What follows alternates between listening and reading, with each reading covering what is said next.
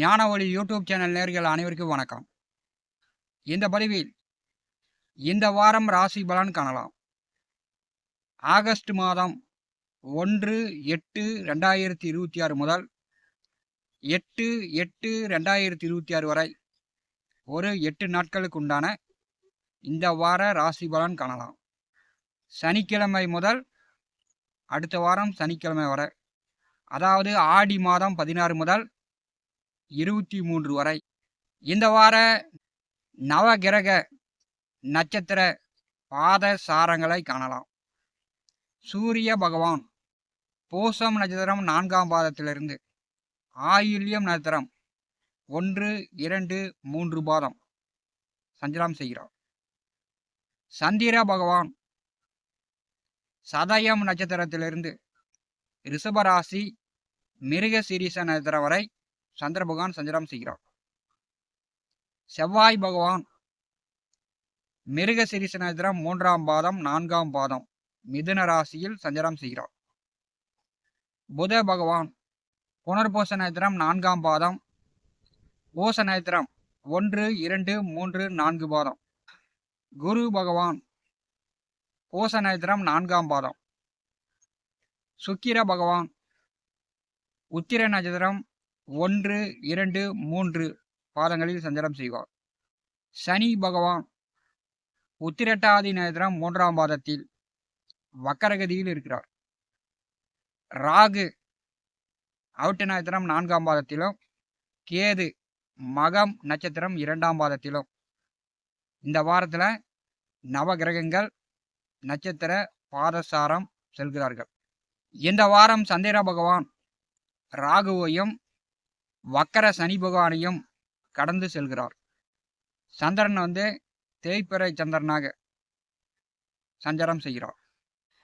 இந்த வாரம் பஞ்சாங்கம் என்ன சொல்கிறது அப்படின்னா, கேரளாவில் எதிர்பாராத விதமாக நிலநடுக்கம் ஏற்படும். இலங்கையில் சிறு சிறு விபத்துகள் உண்டு. இலங்கையில் பிரச்சனை உண்டாகும். மருந்து கம்பெனி பட்டாசு தொழிற்சாலையில் தீ விபத்து ஏற்படும். கடல் சீற்றமாக இருக்கும். தென்மேற்கு திசையிலிருந்து புழுதி காற்று வேகமாக வீசும். இந்த வாரம் பார்த்தீங்கன்னா பெரும்பாலும் மேகமூட்டமாக இருக்கும். மழை வருவதற்கு வாய்ப்புகள் குறைவாக இருக்குது. ஆகஸ்ட் மாதம் 3ஆம் தேதி ஆடி 18ஆம் பெருவிழா பார்த்தீங்கன்னா ஆறு ஏரி குளங்களில் நீர் இல்லாமல் வறண்டு போய் கிடக்கிறது. அதனால் எல்லோருமே அவங்க வீட்டில் 2 வாளி தண்ணி பிடிச்சி தலை முழுகி கொள்ளலாம். மிதுனம் ராசி அன்பர்களுக்கு இந்த வாரம் ராசி பலன் காணலாம். இந்த வாரம் 1ஆம் தேதியே செவ்வாய் புதன் சுக்கிரன் 3 கிரகங்களும் பெயர்ச்சி ஆகிறார்கள். மிதுனம் ராசிக்கு செவ்வாயும், கடகம் ராசிக்கு புதனும், கன்னி ராசிக்கு சுக்கிரனும். கன்னி சுக்கிரனுக்கு நேச வீடு.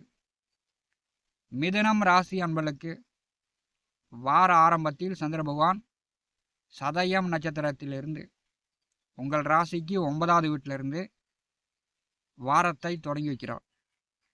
மிதுனம் ராசி என்பதற்கு 3 கிரக பெயர்ச்சிகளும் சந்திர பகவானுடைய சஞ்சார நிலையும் இந்த வாரம் உங்களுக்கு மிகச்சிறப்பான ஒரு அமைப்பை கொடுக்க போகிறது. உங்கள் ராசி அதிபதி 2ஆவது வீட்டிலே செல்லும் போது அங்கே சூரியன் குரு அரசு சலுகைகள், அரசு உதவிகள், அரசு அதிகாரிகள், அரசியல் தலைவர்கள், உயர் அதிகாரிகள், முதலாளிகள், இப்படி அதிகாரத்தில் இருப்பவர்கள் இந்த வாரம் உங்களுக்கு உதவி செய்வாங்க. ஜென்ம ராசியிலே செவ்வாய் வரும்போது நீங்கள் லோன் போட்டு வண்டி வாங்கலாம், வீடு கட்டலாம். உங்களுக்கு அரசு அதிகாரிகள் உதவி செய்வாங்க, லோனு போட்டு கொடுப்பாங்க. இந்த வாரத்தை நீங்கள் பயன்படுத்திக்கலாம். ஜென்ம ராசியிலே செவ்வாய் வரும்போது அவர் நாம சகட்டத்தில் துலாம் விருச்சிகத்தை கடப்பார். அப்போ 5ஆம் இடம் 6ஆம் இடம் நாம சகட்டத்தில் செவ்வாய் இயங்கினால் கடன் வாங்கி தன்னுடைய வசதி வாய்ப்புகளை பெருக்கிக் கொள்ளலாம். சந்திர பகவான் 9வது வீட்டிலிருந்து வாரத்தை தொடங்கும்போது அப்பாவோடு தொழில் செய்து கொண்டிருப்பவர்கள், அப்பாவோடு சேர்ந்து தொழில் செய்யக்கூடியவர்கள் ஒரு நல்ல வருமானம் பார்க்கலாம். அப்பாவை விட்டு வெளியில் தங்கி வேலை பார்க்கக்கூடியவர்களுக்கு இந்த காலகட்டம் சிறப்பு. 2ஆம் தேதி 3 மணிக்கு மேல் 10ஆம் இடம் சந்திர பகவான் வருகிறார். சனி மேல் சந்திரன் கிடப்பார். அப்போ பார்த்தீங்கன்னா நேச்ச சுக்கிரன் சந்திரனையும் சனியையும் பாரி செய்கிறார். 10ஆம் வீட்டில் சனி வக்கரகதியில் இருப்பது மிதுன ராசிக்கு பெரிய அளவு நன்மை. தொழில் சார்ந்து வேலை உத்தியோகம் சார்ந்து ஏதோ ஒரு கருக்குன்னு ஒரு பயம் இருந்துச்சுன்னா, முதலாளிகள் மேலேயோ உயர் அதிகாரிகள் மேலேயோ உங்களுக்கு ஏதோ ஒரு கருக்குங்கிற பயம் இருந்துச்சுன்னா அதெல்லாம் நீங்கும். ஏன்னா சனி வக்கரகதியில் செல்கிறார். அந்த தொழில் சார்ந்து உத்தியோகம் சார்ந்து வேலை சார்ந்து ஒரு பயம் பதற்றம் இந்த காலகட்டத்தில் உங்களுக்கு நீங்கும். சனி மேல் சந்திரன் செல்லும்போது 3ஆம் தேதி ஆடி 18ஆம் இருக்கு. கண்டிப்பாக மிதுன ராசி என்பர்கள் ஆறு நதி கடல் இப்படி ஆடி 18ஆம் இருக்கென்று தலைமுழுக நீராட சென்று தீர வேண்டும். ஏன்னா உங்களுக்கு 5 9ஆம் அதிபதி பார்வையில் தனஸ்தானாதிபதி இருக்கிறார். அப்போ நதிகளில் கடலில் போய் நீராடும்போது உங்களுடைய பாவங்கள், உங்களுடைய கர்மா, உங்களுடைய பிரச்சனை இந்த ஆடி 18ஆம் கீழ் மிதுனம் ராசி என்பதற்கு நிவர்த்தி ஆகும். மற்ற ராசிக்காரர்களுக்கெல்லாம் ஆடி 18ஆம் பெருக்கன்று ஒரு எச்சரிக்கை தான் கொடுத்துருக்குது. ஆனால் உங்களுக்கு மட்டும்தான் ஆடி 18ஆம் பெருக்கன்று கடலில் போய் நீராடும்போது, ஆறு நதிகளில் போய் நீராடும்போது உங்களுக்கு கர்மா நீங்கும், பிரச்சனை குறையும். மிதுனம் ராசி அன்பர்கள் கண்டிப்பாக குடும்பத்தோடு கடல்லையோ ஆற்றுலையோ நதியிலையோ குளத்துலையோ தலை முழுகுங்க, கண்டிப்பாக பிரச்சனை தீரும். கோச்சாரத்தில் 10ஆம் வீட்டில் சந்திரன் வருவது ஒரு சந்தோஷம் மகிழ்ச்சியான அமைப்பு. நல்லா பொழுதுபோக்காக இருக்கலாம், சந்தோஷமாக இருக்கலாம், ஜாலியாக இருக்கலாம். 11ஆம் இடம் 12ஆம் இடம் சந்திரன் வருவது, 11ஆம் இடம் சந்திரன் வருவது 11ஆம் அதிபதி உங்கள் ராசியில் இருப்பது அதிக லாபம். நிலம், சொத்து, வீடு, வண்டி, வாகனம் இப்படி அனைத்து வழியிலும் மிதுனம் ராசி என்பதற்கு லாபங்கள் உண்டு.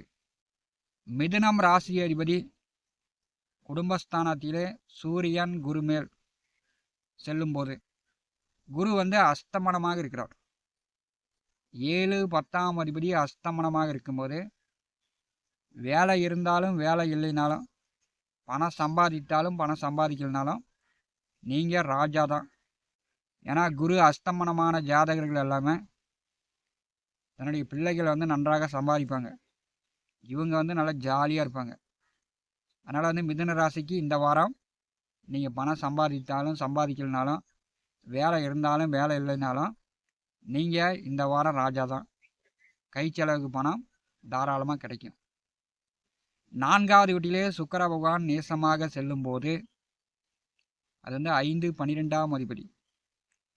அது 4ஆம் வீட்டில் இருக்கும்போது வீடு மூலமோ வண்டி வாகனங்கள் மூலமோ சொத்துக்கள் வழியிலோ ஒரு பராமரிப்பு முட்டுவலி செலவுகள் இந்த வாரம் செய்வதற்கான வாய்ப்புகள் மிதுனம் ராசி என்பதற்கு உண்டு.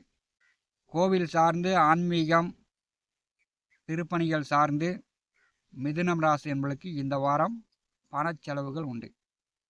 இதான் இந்த வாரம் பஞ்சாங்கம் சொல்கிறது. ஞான ஒளி யூடியூப் சேனலை பார்த்து கொண்டிருக்கக்கூடிய நண்பர்கள், இதுவரை நம்முடைய சேனலை சப்ஸ்கிரைப் செய்யாத நண்பர்கள் மறக்காமல் சப்ஸ்கிரைப் செய்து கூடவே இருக்கின்ற ஆல் பட்டன் அழுத்திங்க. தினந்தோறும் நம்முடைய சேனலில் ஜோதிட பலன்கள் பதிவிடப்படும். உடனுக்குடன் பார்த்து பயன்பெறுங்கள். நன்றி, வணக்கம்.